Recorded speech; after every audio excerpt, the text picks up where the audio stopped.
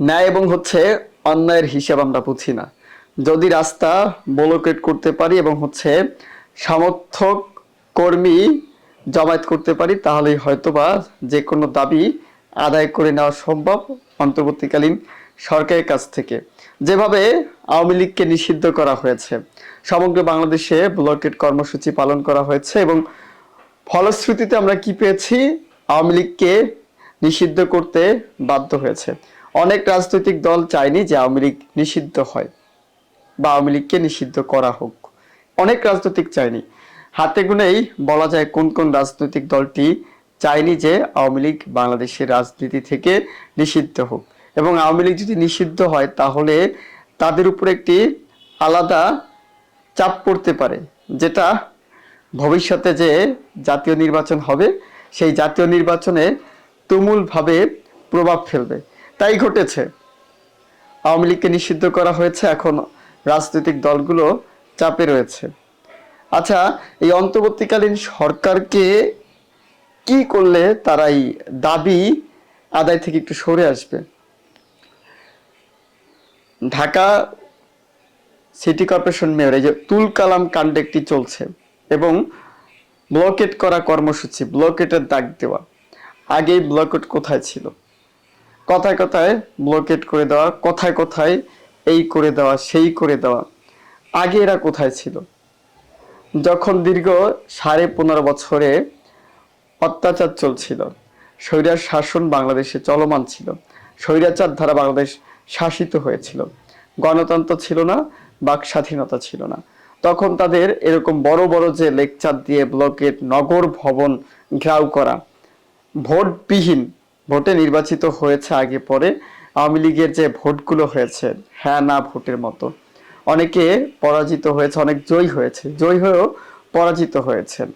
সেই নির্বাচনগুলোকে গ্রহণযোগ্য বলে মনে করছিল না বিএনপি, বিশেষ করে সেই বিএনপি আবার সেই নির্বাচনের দাবি তুলে এখন আবার বলছে যে ইঞ্জিনিয়ার যে ইশরাক হোসেন রয়েছেন তাকে ঢাকা দক্ষিণ সিটি কর্পোরেশনের মেয়র হিসাবে ঘোষণা করতে হবে, এবং যদি ঘোষণা না করা হয় তাহলে তারা নগর ভবন ব্লকেট করবে, তার যারা সমর্থক রয়েছেন তারা। এই ব্লকেট দিয়েই কি সবকিছু আদায় করে নিতে হবে? মানে ব্লকেট করলেই কি অন্তর্বর্তীকালীন সরকার সবকিছু মেনে নেয়? আমরা তো তাই দেখছি, যারাই ব্লকেট করেছে তাদেরই পক্ষ নিয়ে অন্তর্বর্তীকালীন সরকার কাজ করছে। তাদের ন্যায্য বা অন্যায় যে দাবি তারা তুলে ব্লকেট কর্মসূচি পালন করতে পারছে, সেটাকেই তারা গ্রহণ করে নিচ্ছে এবং সে অনুযায়ী তারা কাজ করছে। এখন সিটি কর্পোরেশনের মেয়রের যে দায়িত্ব ইশরাক হোসেনকে দেওয়ার জন্য যে ব্লকেট, তার কর্মসমর্থক যারা রয়েছে তারা যে নগর ভবন ব্লকেট করতে চাচ্ছে, কথায় কথায় ব্লকেট। আচ্ছা, এই ব্লকেট করে যদি একজন সন্ত্রাসীকেও যদি একটি গুরুত্বপূর্ণ দায়িত্ব দেওয়া হয়, সেক্ষেত্রে এর প্রভাব সমাজে পড়বে কিনা, রাষ্ট্র পর্যায়ে পড়বে কিনা, নাগরিক পর্যায়ে পড়বে কিনা? হঠাৎ করে ব্লকেটের হিড়িক তুলে অন্যায়কে ন্যায় বানানো হচ্ছে, আবার ন্যায়কে অন্যায় বানানো হচ্ছে। এই হিসাবটা কি আসলে মিলাতে আমরা সক্ষম? একটা খবর রয়েছে, সেই খবরে নজর দিতে চাই। বানাতেই হবে মেয়র, এবং এই মেয়র যদি না বানায় তাহলে নগর ভবন তারা কয়েকবার ঘেরাও করেছে, আজকেও ঘেরাও করার তারা সম্ভাব্য তারিখ দিয়েছে। আমি খবরটি পড়ছি 19শে মে 2025-এ। এদিনেও তারা ব্লক কর্মসূচি পালন করবে বলে ঘোষণা দিয়েছেন। ইশরাকের সমর্থকরা, বিএনপি নেতার সমর্থকরা নগর ভবন তারা ব্লক করবে এবং তাদের দাবি যে তারা ইশরাককে সিটি কর্পোরেশন মেয়র বানিয়েই ছাড়বেন। নির্বাচন ছাড়া সিটি কর্পোরেশন জোর করে আদায় করে নেওয়া এবং বিএনপির রাজনীতিবিদ যারা রয়েছে তাদের যে চরিত্র, সেগুলো তো আমরা লক্ষ্য করছি। তারা কি ধরনের ভূমিকা রাখবে, নগর জীবনে, নাগরিক জীবনে কি রকম প্রভাব ফেলবে, সেটা হয়তো আপনারা বুঝতে পারবেন বেশ এই ব্যক্তিকে মেয়র হিসাবে ঘোষণা করার পরে। উপদেষ্টা পর্ষদ থেকে বেশ কয়েকজন বাধা দিয়েছে। বাধা বলতে তাকে মেয়র হিসাবে গ্রহণযোগ্যতা দিচ্ছিল না। তারপর জোর করে তার কর্মী সমর্থন যারা রয়েছে তারা নগর ভবন ঘেরাও করে সম্ভাব্য তারিখ দিয়ে শপথ করিয়ে তাকে বানিয়ে ছাড়বেন। এই মেয়র হওয়ার দৌড়ে হঠাৎ করে বিএনপির নেতারা নেমে পড়ার কারণ কি? চট্টগ্রামে তো দেখেছেন বিএনপির এক ভদ্রলোককে মেয়র বানানোর পরে সে কি কাণ্ডই ঘটিয়েছেন এবং কি পরিমাণ চাঁদাবাজি, দুর্নীতি, দখলদারি তিনি চালিয়েছেন। জনাব ইশরাক সে একজন ভালো মানুষ, আমি মনে করি ভালো একজন রাজনীতিবিদ। তার বাবাও ছিলেন ক্লিন ইমেজের একজন রাজনীতিবিদ, পলিটিশিয়ান। সেক্ষেত্রে তিনি তার বাবার কিছু গুণাগুণ পেয়েছেন রাজনৈতিক মাঠে। তার বাবাও ছিলেন লড়াকু, তিনিও লড়াকু, বিএনপির জন্য জীবন পর্যন্ত উৎসর্গ করেছে, রাজনীতির জন্য, জনগণের জন্য। আমরা চাই এই লড়াকু সৈনিক, তারুণ্যের প্রতীক জনাব ইশরাক তিনিও করবেন। কিন্তু তার যে অন্যায় দাবি, যারা ন্যায় বলে এটাকে সমর্থন করছে, এটাকে আমি আসলে মানতে পারছি না। কেনই তাকে মেয়র হতে হবে? এই মেয়রে কি রয়েছে?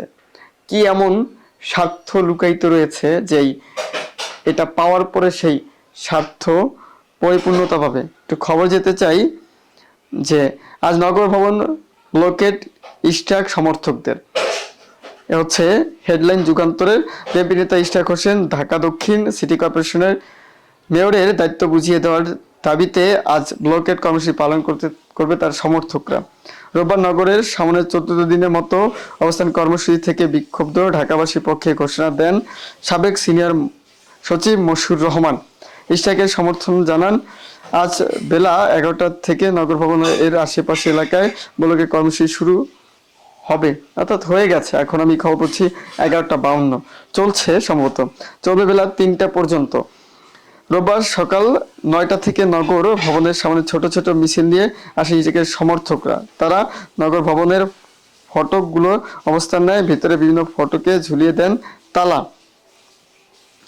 জোরজার মুলুক তার নগর ভবনের মতো একটি স্থাপনা, যেটা নাগরিকের অধিকার আদায় বা হচ্ছে নাগরিকের সুযোগ সুবিধা একটি গুরুত্বপূর্ণ স্থান, সেখানে কোন ক্ষমতা বলয়ে বা হচ্ছে কোনিতে একটি রাজনৈতিক দলের নেতাকর্মীরা তালা ঝুলিয়ে দিতে পারে? দেশের আইন শৃঙ্খলা রক্ষাকারী বাহিনী বা প্রশাসনিক ব্যবস্থা এতটাই দুর্বল?